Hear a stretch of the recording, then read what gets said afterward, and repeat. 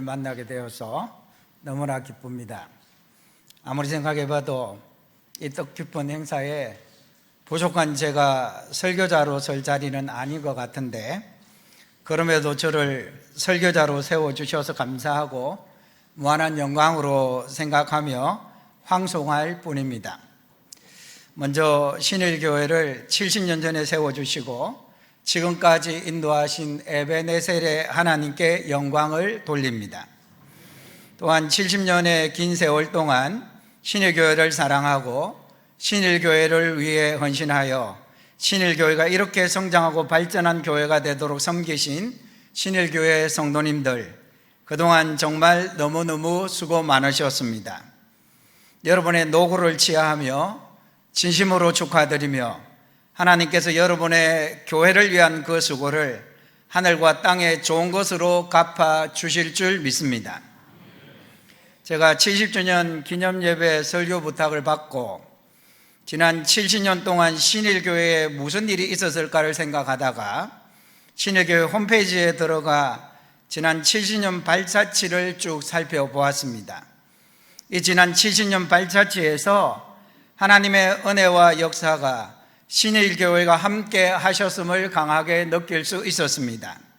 지금으로부터 70년 전은 1954년인데 신일교회가 시작한 그때 우리나라는 동족 상잔의 비극적인 6.25 전쟁이 끝난 지 불과 1년이 지난 후인데, 그 폐허 속에서 불과 7분의 성도들이 고려 도자기 사택에서 모여 신일교회를 시작했으니 그때 정말 너무나 미약했지 않았겠습니까?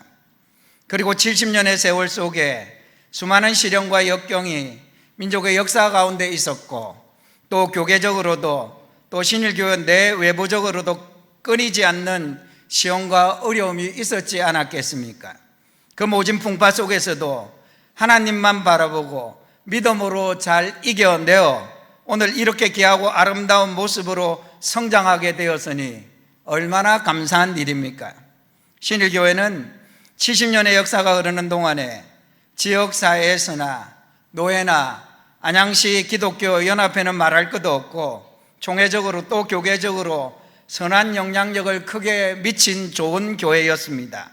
앞으로 신일교회는 지역사회에서 노회와 총회에서 또 교계에서 더 큰 역할을 감당할 것이라고 기대됩니다.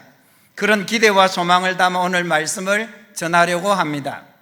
오늘 본문 앞부분에는 성전을 건축하고 이를 하나님께 봉헌하면서 기뻐하는 이스라엘 백성들의 모습이 나옵니다. 그 기쁨이 얼마나 컸던지 무려 2주 동안이나 계속되었습니다. 그리고 본문에는 봉헌식 후에 하나님께서 솔로몬에게 나타내셔서 하신 축복의 말씀과 경고의 말씀이 나옵니다. 본문을 통해 70주년을 맞이한 신일교회가 하나님께 더 크게 쓰임받기를 원하고 또 지속적으로 쓰임받기를 원하고, 아니 주님 오실 때까지 존재하며 쓰임받기를 원하는 마음으로 어떻게 그렇게 될 수 있는지를 함께 생각하려고 합니다. 특별히 16절 끝부분에 내 눈과 마음이 항상 여기에 있으리란 이 말씀처럼 하나님의 눈과 하나님의 마음이 항상 신일교회에 머무르는 그런 놀라운 복을 받기를 바라는 마음으로 말씀을 전하겠습니다. 첫째, 하나님의 눈과 마음이 항상 있는 신일교회가 되려면 온전한 예배를 드려야 합니다. 12절 끝 하반절에 보면 이곳을 택하여 내게 제사하는 성전을 삼았으니 라는 하나님의 하신 말씀이 나오는데, 역대하 6장에 보면 성전 봉헌 예배를 드리면서 솔로몬이 기도하는 내용을 볼 수 있습니다. 그런데 7장에 보니 그에 대한 응답이 나옵니다. 하나님의 첫 번째 응답이 무엇입니까? 간단히 말하면 너희가 지은 성전을 통해 내가 예배를 받겠다, 이런 뜻입니다. 신일교회 성도 여러분, 구원받은 성도들이 교회에 함께 모여 해야 하는 가장 우선되고 중요한 일이 무엇이겠습니까? 하나님께 예배 드리는 것이지 않습니까? 죄인인 우리가 감히 하나님께 예배 드릴 수 있다는 것이 너무나도 큰 축복이지 않습니까? 그런데 만약 예배하는 여러분들의 모습이 하나님께서 기뻐 받으시는 모습이 아니라면 하나님께서 이곳에 계속 눈과 마음을 두고 계실까요? 이사야 1장에 보면 이스라엘 백성들의 잘못된 제사를 하나님께서 내 마당만 밟을 뿐이라고 책망하시면서 새롭게 되지 않는 마음과 회개하지 않는 생활로 그저 형식적으로 습관적으로 제사하는 한 그 제사는 하나님께서 받지 않는 무가치한 제사라고 강하게 책망하셨지 않습니까? 그 무가치한 제사에 하나님의 눈과 하나님의 마음이 어떻게 있을 수 있겠습니까? 영이신 하나님께서 다 보고 계시는데 어떻게 그런 예배를 기쁘게 받으시겠습니까? 예수님께서 요한복음 4장에서 하나님은 영과 진리로 예배하는 자들 찾으신다고 말씀하셨지 않습니까?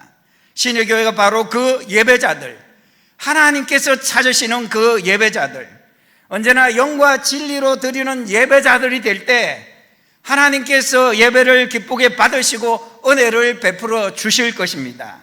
여러분들이 항상 하나님께서 기뻐 받으시는 온전한 예배를 드리기를 힘쓸 때 하나님의 눈과 하나님의 마음이 항상 신일 교회에 있게 될 것입니다. 둘째로, 하나님의 눈과 마음이 항상 있는 신일 교회가 되려면 힘써 기도해야 합니다.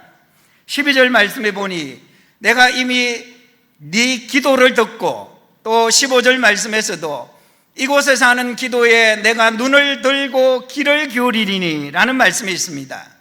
솔로몬이 아버지 다윗 왕의 뜻을 받들어 성전을 건축할 때에 그곳에서 드린 기도가 이미 응답되는 역사가 일어났고, 앞으로 기도할 때에 그 기도에 눈을 들고 귀를 기울일 것을 약속하고 있습니다.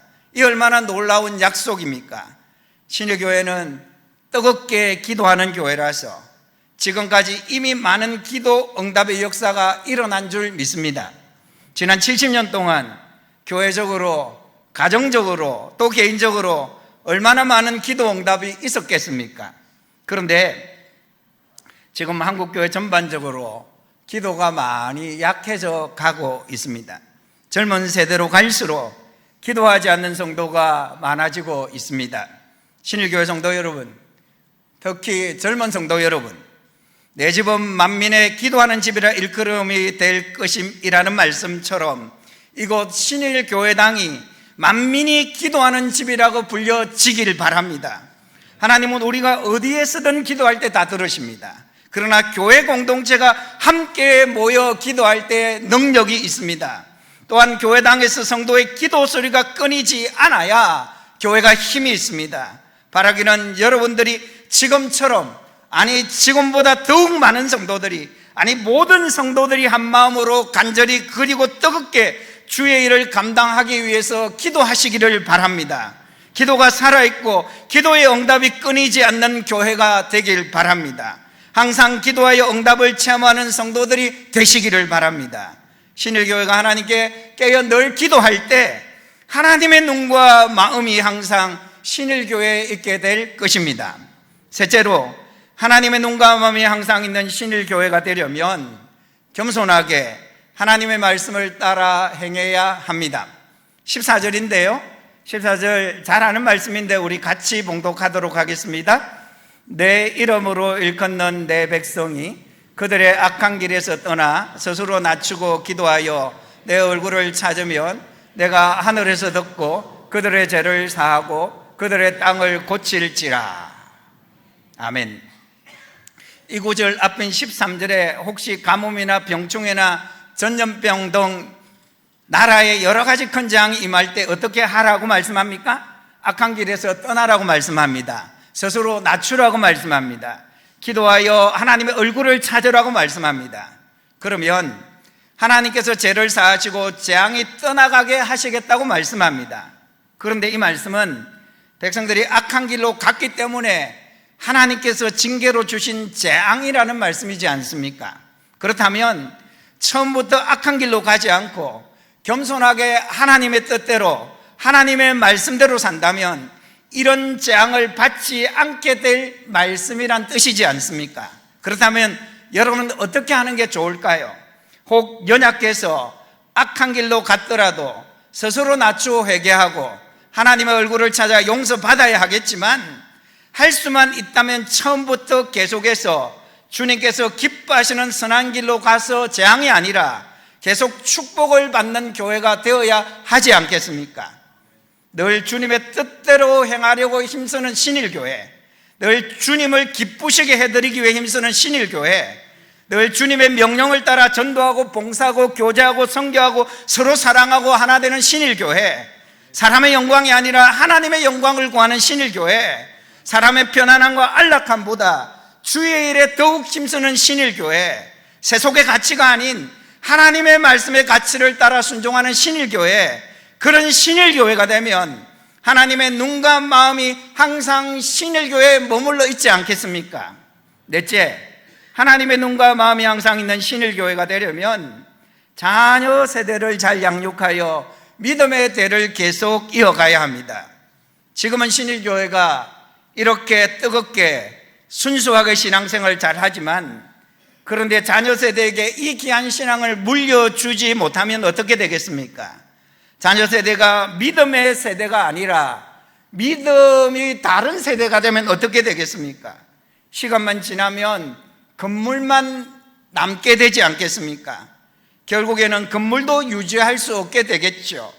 지금 유럽에서는 아름답고 크고 웅장한 교회들이 점점 박물관으로, 술집으로, 이슬람 사원으로 바뀌고 있다고 하지 않습니까? 그 큰 교회당이 전에는 남녀노소로 발 디딜 틈 없이 꽉꽉 찼는데, 지금은 교인들이 아예 남아있지 않는 그런 교회당만 남아있는, 아니 교회당도 관리하기가 어려워서 팔 수밖에 없는 그런 교회당이 계속해서 쌓여가고 있다고 하지 않습니까? 왜 이렇게 되었을까요? 유럽의 세속화의 물결이 밀려오면서 탈종교의 현상이 일어났고, 그런 가운데 어른 세대가 자녀 세대에게 신앙을 물려주지 못해 자녀 세대가 교회를 떠났고, 세월이 흐르면서 노인 성도들이 교회를 지키다가 결국 더 이상 교회당을 지킬 수 없게 되었기 때문이지 않습니까? 한국교회는 앞으로 이렇게 될까봐 가장 우려하고 있지 않습니까? 지금 우리나라의 대부분의 교회들은 자녀 세대가 갈수록 줄어들고 있고 신앙의 질도 떨어지고 있어서 특별한 계기가 없으면 이 우려는 생각하기도 싫지만 현실이 될 가능성이 아주 높지 않습니까? 특히 믿는 가정의 자녀들이 얼마나 많이 하나님을 떠나고 말씀을 떠나고 교회를 떠나고 있는지 모릅니다. 정말 이 상황은 너무나 가슴 아프고 안타깝지 않습니까? 신일교회 성도 여러분, 주님 오실 때까지 신일교회가 주의 사명을 감당하며 존재하고 있어야 하지 않겠습니까? 그러려면 여러분이 자녀 세대에게, 그 자녀 세대가 그 다음 자녀 세대에게, 계속해서 태어나는 자녀 세대에게 신앙을 잘 전수해 줘야 신일교회를 계속 지켜갈 수 있지 않겠습니까?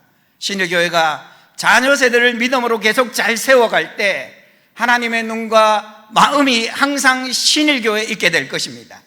그런데 만약 이런 것들이 잘 지켜지지 않으면 신일교회는 어떻게 될까요? 19절, 20절도 같이 읽겠습니다. 그러나 너희가 많이 돌아서서 내가 너희 앞에 둔 내 율례와 명령을 버리고 가서 다른 신들을 섬겨 그들을 경배하면 내가 너희에게 준 땅에서 그 뿌리를 뽑아내고 내 이름을 위하여 거룩하게 한 이 성전을 내 앞에서 버려 모든 민족 중에 속담거리와 이야기거리가 되게 하리니. 간단히 말하면 백성들이 하나님을 떠나고 하나님의 말씀을 버리고 우상을 섬기면 하나님의 경고대로